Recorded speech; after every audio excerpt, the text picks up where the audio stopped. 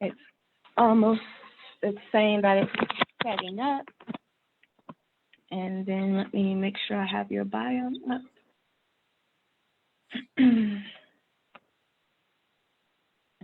All right, and we are live, and it looks like we have a couple people coming in on the Zoom as well. So welcome everyone to Natural Weed Community Hour of Power. We are excited. We are now live. For those who are joining in on the Zoom, we ask that you please mute yourself on the Zoom. And for those who are on with our Facebook, we welcome you. Thank you so much for participating. And we're going to go ahead and get started. As you all know, we get started with a breathing exercise. And so we're going to start there. You can get comfortable in a seat or laying down, wherever you are. You just want to be in a comfortable position to start off with. And now I invite you to take a deep breath out and take a deep breath in. And you're just going to continue to breathe out and in. And as you are breathing out and breathing in, this week I'm going to play a song called Tina Simunye. And this song, Tina Simunye, is actually saying we are together, we are family. And so just let the words as you breathe out and breathe in just get into your spirit, get into your soul, and know that as a community, Naturally Community, we are a community. We are together in this time. And so I just hope that you enjoy the song.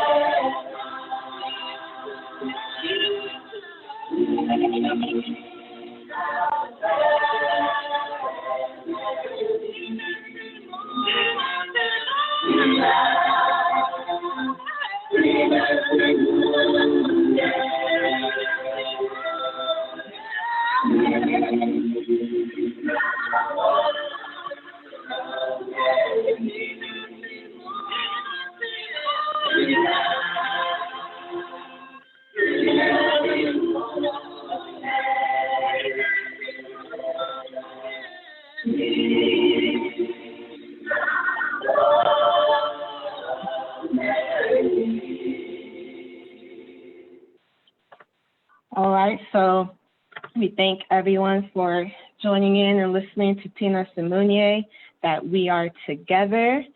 We fully mean that. And now we're going to jump right in with our community hour of power. I am very excited for our guest today. And our guest is actually on the East Coast, so it's 6 o'clock our time, but it's 9 o'clock his. So we just thank you for joining us so late. Our guest today is Karanja Keita Carroll, who is a PhD, a doctor, and he is an independent scholar. He is an African-centered sociologist. He is an associate editor for the Journal of Pan-African Studies. And he's just a great brother.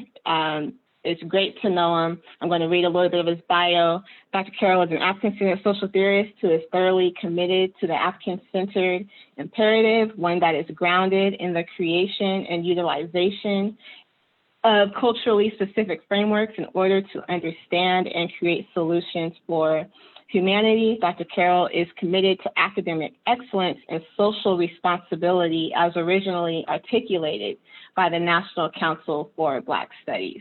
So welcome. Thank you, Doctor. We appreciate it. We're excited. I don't know if you can tell, but I'm excited to have you, and thank you. And so I'm going to let him introduce himself as we begin to have a conversation, especially on political prisoners and going from there. But I'm going to let him introduce himself in his own way first. I think that's, I'm not a sociologist. So, I go with the title of social theorist. My training is in African American Studies from Temple University. The first PhD program within the nation. And, we're trained in an interdisciplinary framework. So my work cuts through psychology, sociology, history, political science, philosophy, and some other academic areas. But I think African-centered social theorist best speaks to what I attempt to do. I attempt to explain social phenomenon from the perspective of the African worldview, which is the way in which we as African people see and understand the world. That's great. Thank you. And so you are involved with organizing efforts to free political prisoners. How did you get involved in that? Just break it down. All right. So before I started doing work around political prisoners, I actually was doing work broadly around prison education. As I stated before, I have a PhD in African American Studies from Temple University, which is located in Philadelphia, Pennsylvania. And while I was in graduate school, I began doing work at a local prison, doing prison education work. I would go in and do talks on a variety of topics related to African history, culture, so forth and so on. And I began this work probably around 2001 or 2002. And when I graduated from Temple and was teaching at SUNY New Paltz in upstate New York, I did the same type of work at Shawangunk Correctional. And I also have taught classes at correctional institutions. So my initial work that would lead to my connection to political prisoner work started within prison education. The foundation of Black Studies argues that, the discipline is about bringing the campus to the community. And in my mind, I said, well, if a part of our community is incarcerated, it is essential for Africana Studies scholars to attempt to connect to our people who are incarcerated and try to bring this information to these to these quote unquote correctional institutions. And that's the very foundation. Now, what happened was while I was teaching at SUNY New Paltz and doing work at Shawangunk, I've learned about somebody by the name of Jalil Muntakim. Jalil Muntakim is currently incarcerated, I believe, at Sullivan Correctional right now. And I'll talk about him a little bit later. But while he was incarcerated, he earned bachelor's degrees in sociology through SUNY New Paltz, where I was teaching at. So this was before I even got there. So that was the bridge that made that connection, because I was introduced to this body of folks who are incarcerated for political reasons. I had already known about folks like Mumia Abu-Jamal, who gets a lot of attention, but there was a whole body of folks that I was introduced to just from the mere fact of teaching at SUNY New Paltz, realizing that there was a connection to Jalil Muntakim, and then from there I was able to make a whole bunch of other connections to folks who have been incarcerated for clearly political reasons. Wow, that's a lot. So what were you teaching while you were actually teaching the classes in the political prison? So, well, when I was teaching the in Pennsylvania, those were classes, those were like workshops around African history and culture. But when I was at Shawangunk Correctional, that institution actually had what was known as it was called the African Cultural Awareness Program. And a brother by the name of Carroll, he actually is no longer incarcerated. He's living in New York, and it actually has a community program entitled Brownsville Think Tank. He's doing great work, you know. But there was a group called the African Cultural Awareness Program, and I came in and I did practically all the material that I was doing at the college. The same material. I was teaching stuff about introduction to Black studies. I was teaching folks about the African worldview, teaching them about Diop's two cradle theory, teaching them about the African origins of civilization, teaching them all that stuff. I was bringing to this institution, to these brothers who are part of the African Cultural Awareness Program. And you know, I actually enjoyed teaching there because they understood and they valued the time and the experience at a level that some of my college students at that time, you know, they would take advantage of the experience and whatnot. So I enjoyed that, and it made teaching at that level different and much more meaningful. The last time that I taught in a correctional institution was in 2016 or 17. I was asked to teach a class on African American history at Sullivan Correctional, and that was a really good experience. It was through a program that helped those who are incarcerated get associate's degrees, and one of the courses that they had as an elective was an African American history course, which I taught there. Now, the interesting thing was that while I was teaching that class, one of the brothers in there said, you know, there's somebody who wants to sit in on the class. He couldn't register for it, but he wants to sit in. And I'm like, you know, I don't care. That's cool. They can sit in. And who wanted to sit in was a brother by the name of Robert Seth Hayes. Robert Seth Hayes was a political prisoner. He was released, and he actually passed away, I believe, this past December. But you know, the fact that the brother wanted to sit in on my class was amazing, because we're sitting here going through these moments of African American history, and then we had this brother who was a former Panther and connected to this extremely important moment within the history of African folks, able to make connections and have discussion. And the fact that he wanted to be in that space with me and with these other folks was so meaningful. I think that was another key component or key marker as it relates to the work that I do around political prisoners.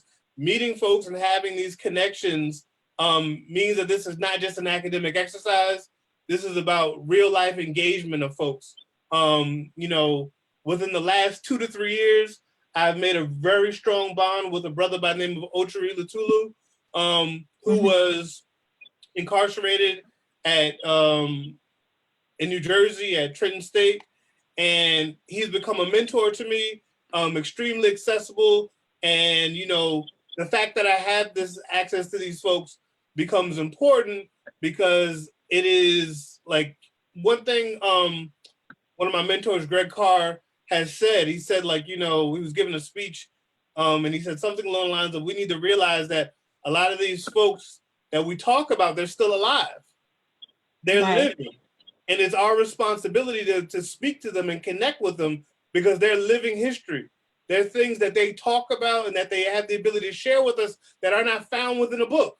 So it's our responsibility to make these connections, have these conversations, so that we can be folks who are attempting to transmit that information. Right. That's important. Little think tank, he's doing great work. You know. Are you there?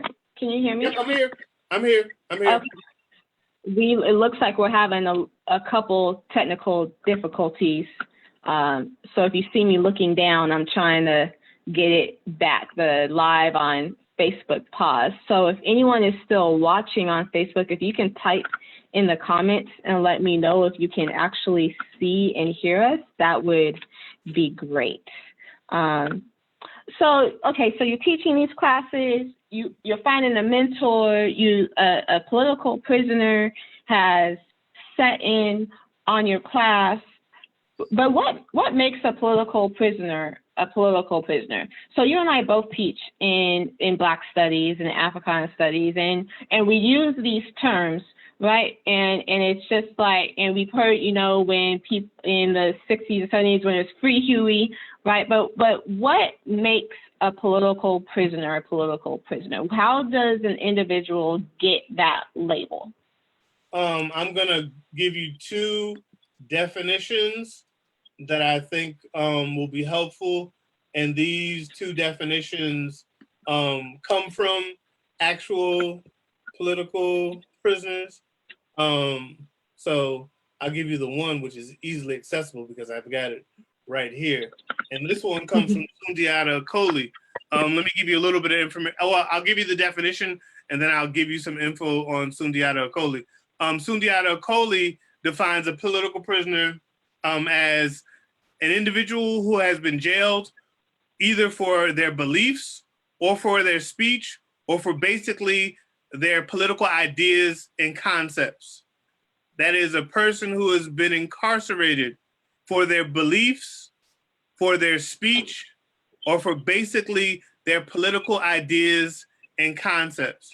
Leonard Peltier, a Native American political prisoner, also has a definition that I'm trying to pull up, but it's not coming up as quickly as I wanted it to. So I will tell you a little bit about Sundiata Acoli. Sundiata Acoli, well, the majority of us know about Assata Shakur. Right. You know, but we don't talk about Zayd Malik, who was in the car with Assata, and we don't deal with Sundiata Acoli, or we don't at least talk about Sundiata Acoli to the level that we need to. Zayd Malik was killed that night when they were traveling, when they were stopped on the turnpike, but Sundiata survived. Sundiata Acoli is currently incarcerated in a federal institution in Cumberland, Maryland, and he just recently, well, maybe over a month ago, I'm probably thinking like 6 to 8 weeks ago, he was positively diagnosed with COVID-19, sent to the hospital, and eventually recovered from COVID-19, and now he's back at Cumberland. But Sundiata is someone who was just recently in December, I believe it was December of 2019, he had come up for parole and release again, and he was denied. Sundiata's case is important. I would suggest folks to do a simple Google search in order to get information on Sundiata, but it might be easier just to go to the website that concentrates on his work, and it is www.sundiataacoli.org. That is SUNDIATAACOLI.org. And you'll be able to learn about his case. You'll also be able to learn about how you can make any types of donations to help, because we always need work with lawyers' fees. I would be wrong if I did not mention, the organizations that I'm connected with, because those organizations are another way in which I got connected to this political prisoner work. So I'm a member of the New York chapter of the Malcolm X Grassroots Movement. I'm also a member of the Northeast Political Prisoner Coalition, along with the Black Alliance for Peace. And within all three of those organizations, I do work around political prisoners. So I had this academic scholarly interest, but also my organizing work is connected. So it's trying to make those bridges and make the connections between the two. It's important for what I'm trying to do.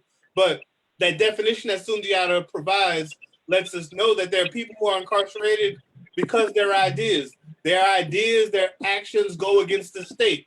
And if you are a threat to the state, the only thing that you can do is incarcerate the people. I mean, think about COINTELPRO. The purpose of COINTELPRO, according to J. Edgar Hoover, was to make sure that we take out this next quote unquote Black Messiah.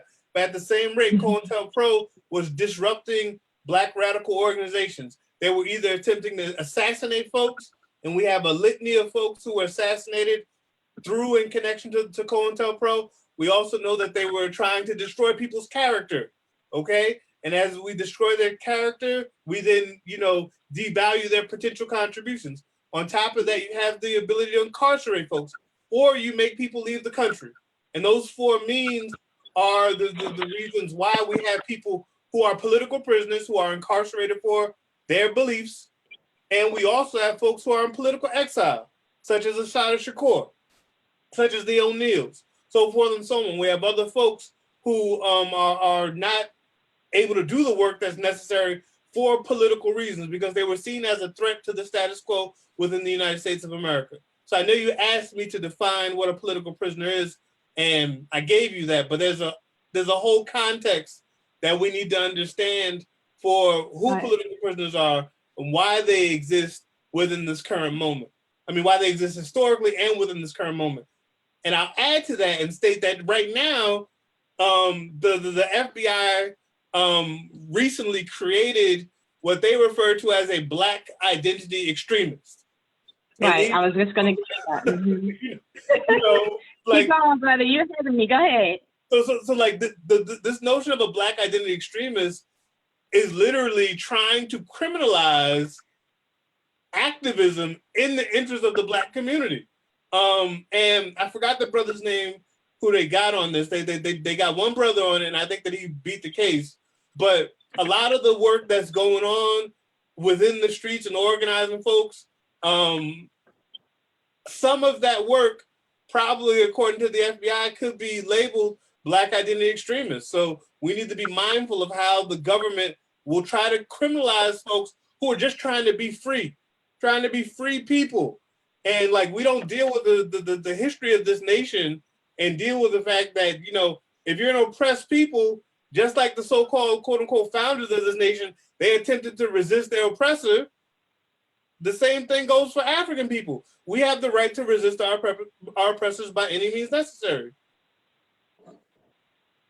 Right. So, and you already moved us into the current a little bit, talking about the Black extremist group, right? And some articles have even said that our people who are fighting for liberation can end up on the terrorist group, right? So we have political prisoners who are still alive. We have people who are organizing, such as yourself and your mentor, and these organizations that are working hard to not only have people be aware of these political prisoners, but to free these political prisoners. So in this context and in this moment, we've had protests, we've had uprisings. The uprisings and protests are continuing as we continue to fight for our liberation and freedom. With your experience, what can people learn from the political prisoners that we have?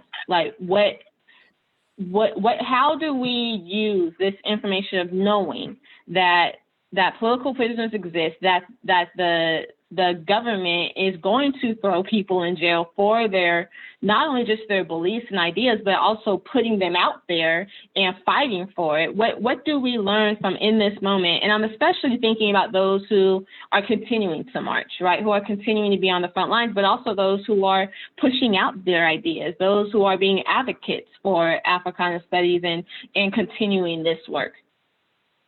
So one I will get to answering that question indirectly.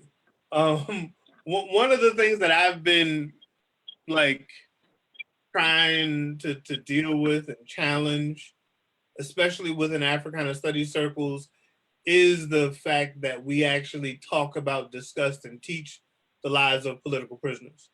And I don't think that we do, and I don't think that we do at the degree to which we should be engaging them. Like I'm an African-centered social theorist. I love theory, and I think that theory should be developing out of concrete experiences and realities. But a lot of the theory that takes place within higher education, a lot of theory that takes place within Africana studies circles is, academic stuff. And I won't say what type of stuff it is, but it's academic stuff that is just like intellectuals intellectualizing for the ability to for the fact that they could do it. And to me, that's problematic. And what I've tried to do is teach the lives of these political prisoners. So in my classes, I'll use a book like, Mumi Abu Jamal's, We Want Freedom, where he covers his life within the Panther Party. I might use another book like, The War Before, the story in the life of Sophia Bukhari, a sister who was a former political prisoner. I might use the work of Kwesi Balagoon, a soldier story. And by bringing these narratives into the classroom, I argue that, this becomes real to the students as they make a connection. And then I also argue that our theory should develop from these experiences as much as they should develop from these people in academia that we know and love and that we can name as African-centered and Afrocentric scholars, so forth and so on. So I have your question somewhere back there. You might need to repeat it. But the point that I'm trying to get at is that one of the things we have to do is to acknowledge that political prisoners exist, and we need to know their stories and know their narratives.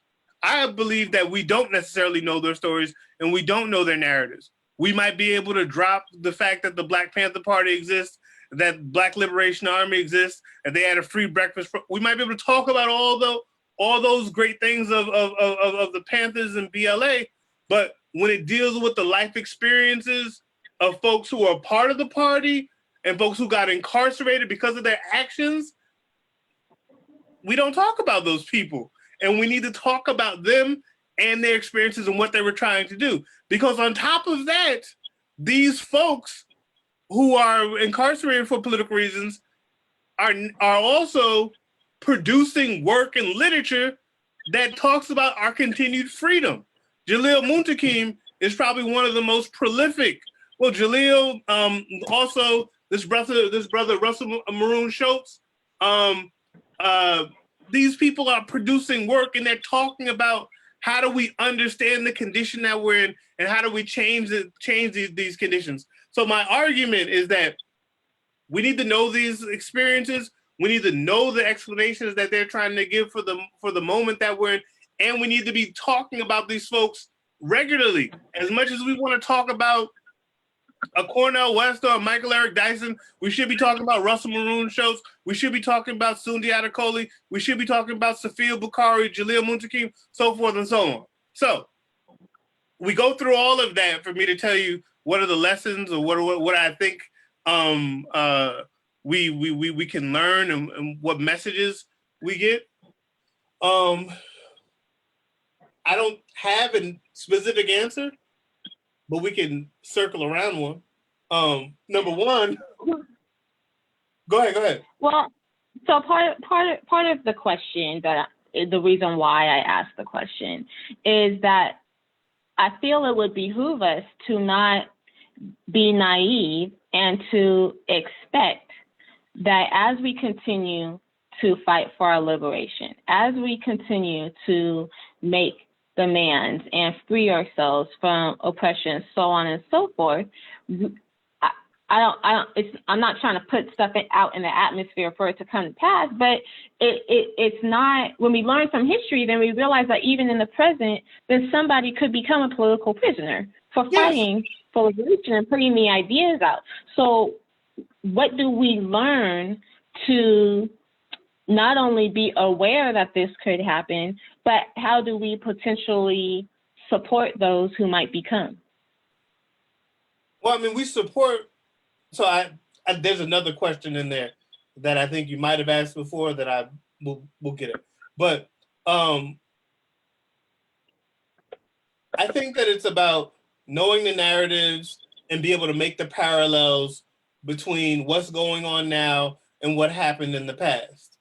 I don't think that we can necessarily prevent people from being incarcerated for political reasons. That is going to happen. Okay?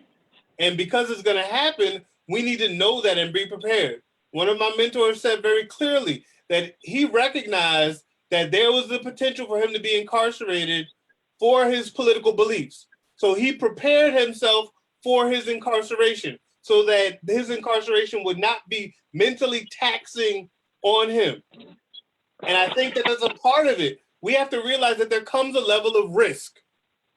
And we have to know that that risk could mean losing our lives physically or losing our lives as it relates to time. And when we recognize that, we then understand the consequences of the work that's being done. And not everybody is supposed to be doing this work. Not everyone is going to be equipped to do this work. But we recognize that there are sacrifices that need to be made. Just recently, it was Sekou Odinga's birthday. Yesterday was Sekou Odinga's birthday. Sekou Odinga, former Panther, member of the Black Liberation Army, he was released. I'm not even going to tell you how many years ago, but it was 10, 15 years ago. And it was his birthday yesterday. And, you know, whenever I see these political prisoners in person, the first thing I say is thank you for your sacrifice.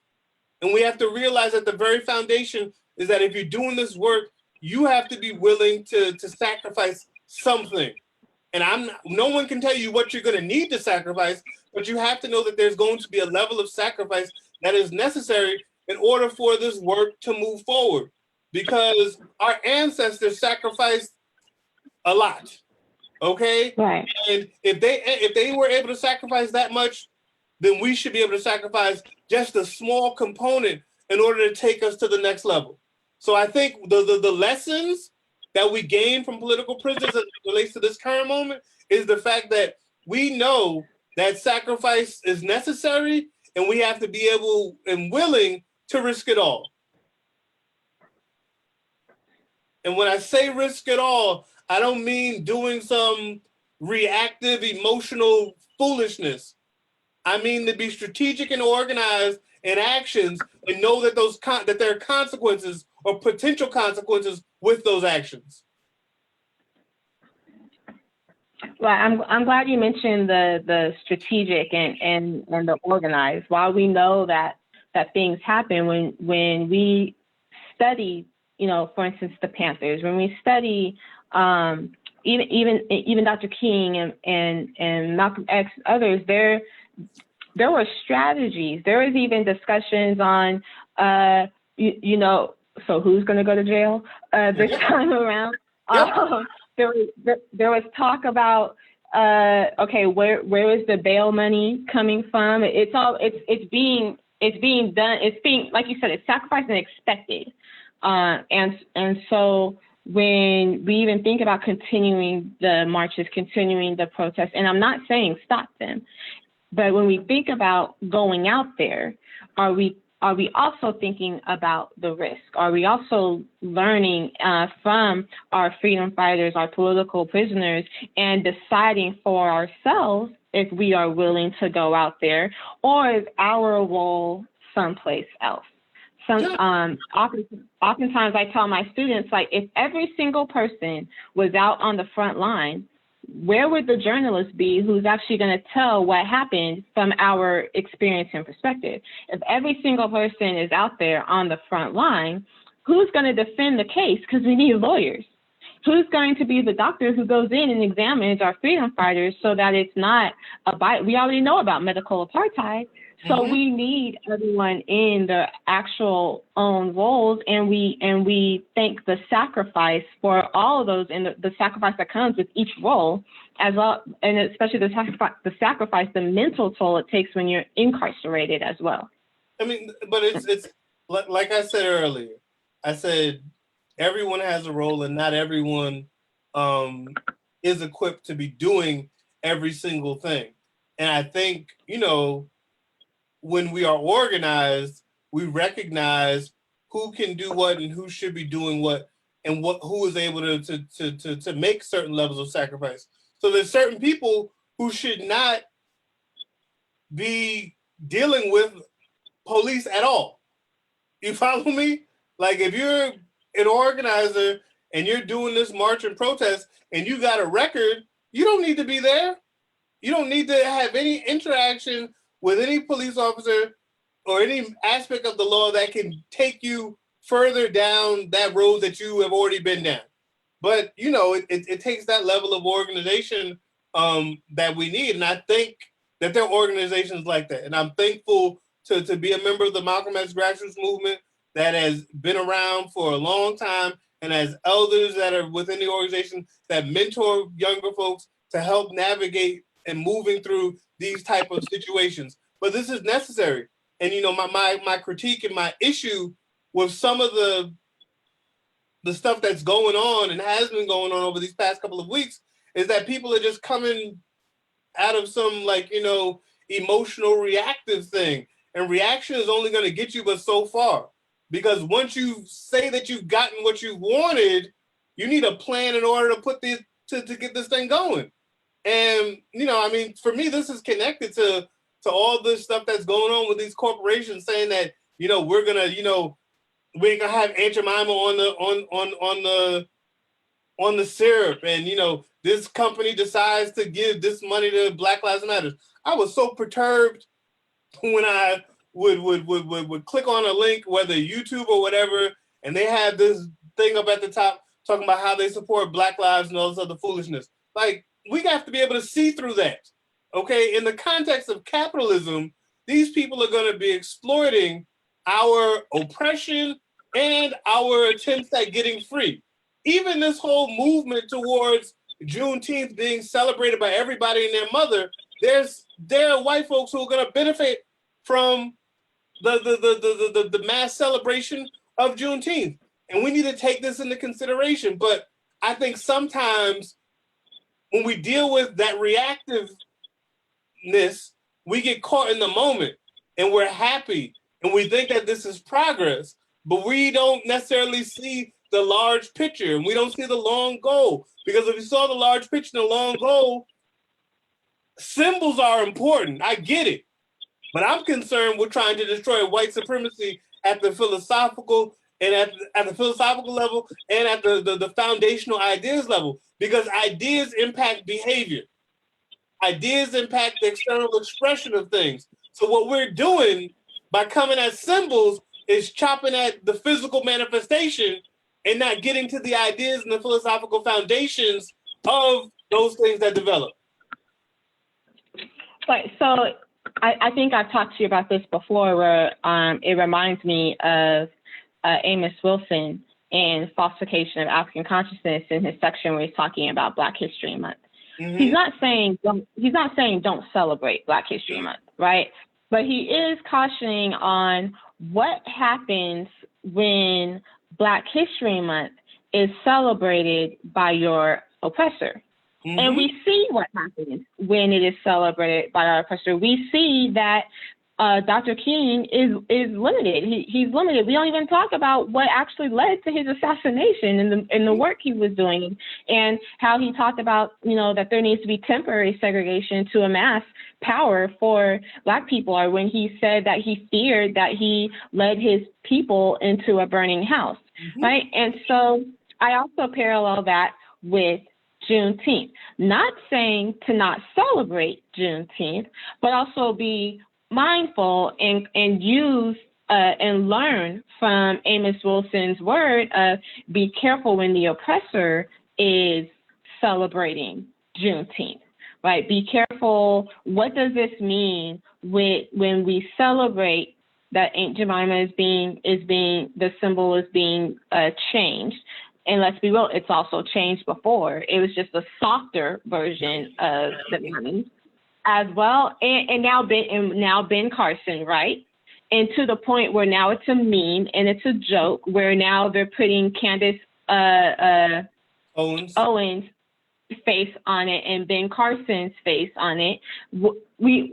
How do we make, yes, we joke, Black people joke, we laugh. That's what we do. But how do we make sure that it's not becoming a mockery of our quest and struggle for freedom, right? How do we do that and understand that, we can celebrate the symbols, but that doesn't mean that we stop at the symbols, right? So we can celebrate winning a basketball game, but I still gonna do enough suicides and all of that, and I'm talking about the basketball, you go back to the free throw and everything, to also win the championship. And I'm not just saying league championship, I want the whole entire national championship. So we got to keep pushing and keep going. And yes, there is a victory, right? But also at the same time, there was the fight was in police brutality, and now we're changing a symbol while now our people are getting lynched. So how do we continue that? So I think part of what I hear you saying, what clicks in my mind is the whole notion of who controls the dialogue as it relates to these holidays, as it relates to these symbols, as it relates to all this stuff. So as it relates to Black History Month, as it relates to, the narratives that we get about key figures within Black history that are, we don't deal with them in their most radical selves. We deal with them in a way that is acceptable to white folks, is because white folks are controlling the dialogue. And when they control the dialogue, they then control how we see the information and whether or not we get the whole picture. So I used to, when I was teaching at Seton Hall, I used to teach a class, it was a seminar on Dr. King. And I would try to give them every single thing about Dr. King that I knew that they were never going to hear. Try to give all those speeches that, that go light years beyond the I Have a Dream speech. And in doing so, the idea was to give them an accurate picture of who King was and how radical he was. And then I also asked the question, why don't we deal with Radical King? We don't deal with Radical King because if we dealt with Radical King would be inspiring too many people who would be willing to push back against the society that we live in. I mean, the truth of the matter is why we don't deal with radical history when we teach American history. Because if we taught the true reality of American history from at least a radical anti-capitalist perspective, we would see very clearly that these people who took over the land from Native people were trying to resist their oppression. And if you find folks resisting their oppression wherever they're at, then it means that African people who are here against our will have the right and the ability to resist our oppression as well. However, we were talking about the symbols and all that other stuff, and I obviously forgot the question because I'm, no. going in a whole bunch of directions. I think you also addressed it at the same time. Well, that's good. So let's keep it going.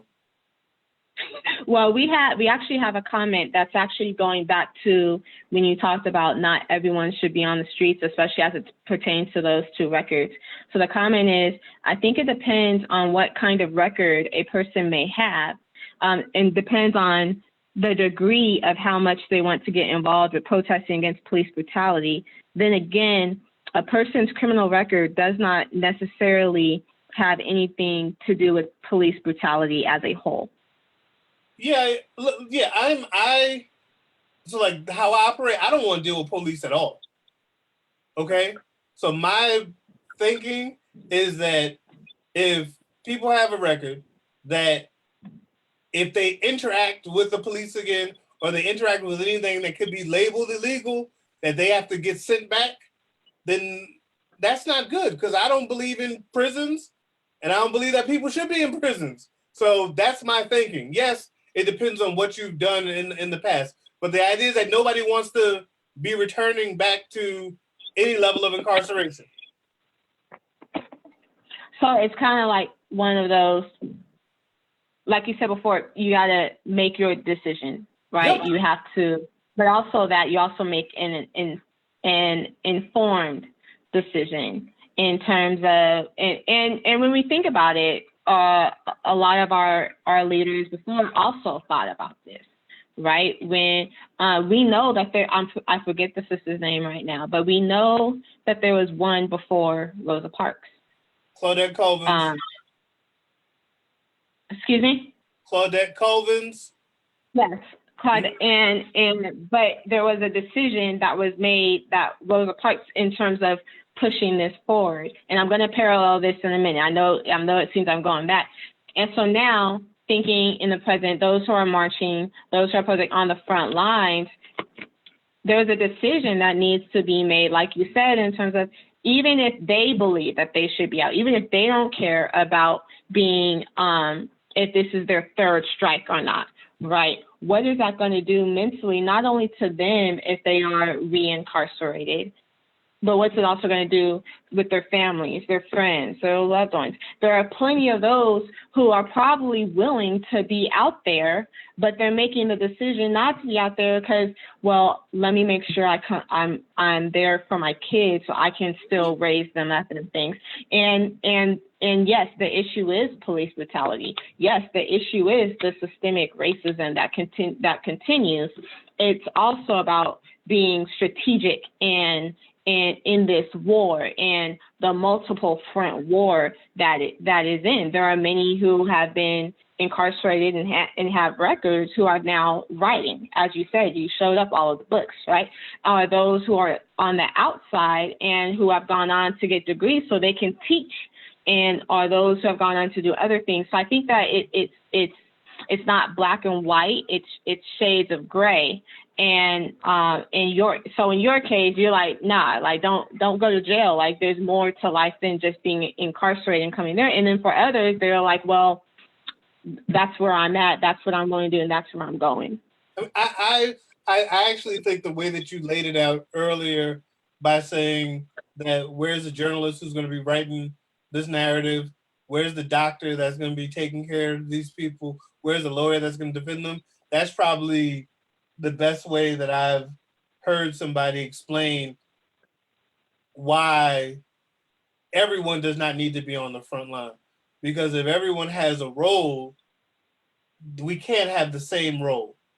There's some people who can and are willing to sacrifice. Like I know former Panthers who said very clearly, hey, I'm not going to any protests, but guess what? I got money and I will donate to whomever needs it. You follow me?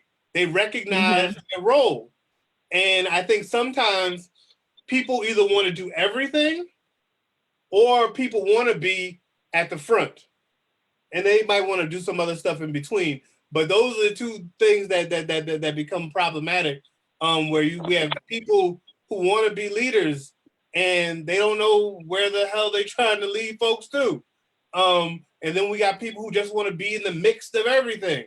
And it just makes the process complicated. But again, when you are with an organization, this gives you a framework, it gives you mentorship, it gives you all of those elements that will allow you to hopefully move in a direction that's going to be most beneficial for the liberation of your people. And to me, I think that becomes important. What is the end goal of this process? The end goal for me is not radical integration. Like, that's not what this is about. Okay, the end goal is freedom. The end goal is self-determination and autonomy and independence for African people. And that comes when we recognize what we're fighting for, as opposed to these little steps. Because a lot of the stuff that we are dealing with, a lot of these little decisions that have been made over the last couple of years as it relates to police brutality are not connected to our freedom. It's connected to our survival. And yeah, we got to survive in order to be free, but come on. I was just, there's a news article that came out recently, I think it was today, that these police officers in Atlanta are getting like a $500 bonus because of their work that they've been doing around these protests. And I saw that. I saw the article, and the first thing that came to mind was, are you serious? We're in the midst of talking about defunding police, and y'all folks are shelling out extra money. And there's a really good article that's at blackagendareport.com by Netfa Freeman and his associates through an organization called PACA, and they lay out very clearly that this is fundamentally about power. Okay, because when you have the power, you can make the decision to say, hold up, I'm going to give these people some extra money, even though everybody is saying that we need to be defunding police. I read the article and I was like, this is just some foolishness, but it's how the situation is. And for me, it's about having an accurate analysis of what's going on so we can think about what are the necessary steps that need to be made moving forward, as opposed to just reacting to something that comes up. All right. Thank you. Wow, this hour really flew by. I just looked at the clock. As we get ready to wrap up, before I give any final words, I believe your organization that you're part of, the Malcolm X Grassroots Movement, has a Juneteenth event this weekend. Yeah, we have a couple of Juneteenth events coming up. So let me pull this up. I think I just sent it to you, but all right. So tomorrow is Juneteenth. We're having a artist conversation and website launch. You can find us on Facebook, MXGM on Facebook, the Malcolm X Grassroots Movement, and there's information there. Also on Twitter, MXGM National. There's information there as well.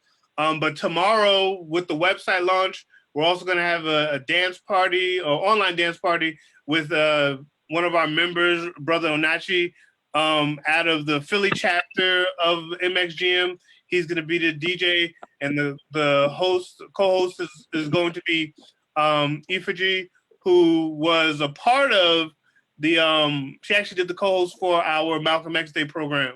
That's going on Friday. On Saturday, we're going to have our MXGM Grassroots Liberation School, the Juneteenth Academy, and we're going to have sessions dealing with self-defense, electoral engagement, physical, mental, and spiritual resistance and resilience. That's Saturday, June 20th, 2 p.m. to 5:30. All this information is available via Facebook, also via Twitter. I've also sent you flyers, so if people have questions, they can get it through you. I'll also give my contact information. If anybody wants to catch me on social media, my Twitter handle is KARANJAKEITA. My email, if folks want to reach out to me, is my first name, KARANJA .CARROLL at baruch.cuny.edu. Another email to use, and then I'll stop because it's 9:56, is my first name, KARANJA KEITA @gmail.com. So either one of those ways are ways that folks can get contact with me if necessary. Thank you. And yes, I will. I just typed the information into the chat for the live, and I will post the flyers onto our Facebook, Instagram, and Twitter accounts. So I will make sure that the information is available. Thank you. And thank you, brother. We're just thankful that you were here. We're happy to have you. This was really great and informative and a wonderful conversation. Do you have any last words before I give a couple of Natural Bee announcements? No, other than, we have work to do, and we have able-bodied people to do that work. And, we just have to be organized properly in order to get it done. That's all I say. We done. And I believe that we will organize, that we will get it done, and that the complete liberation and freedom that we are fighting for will happen.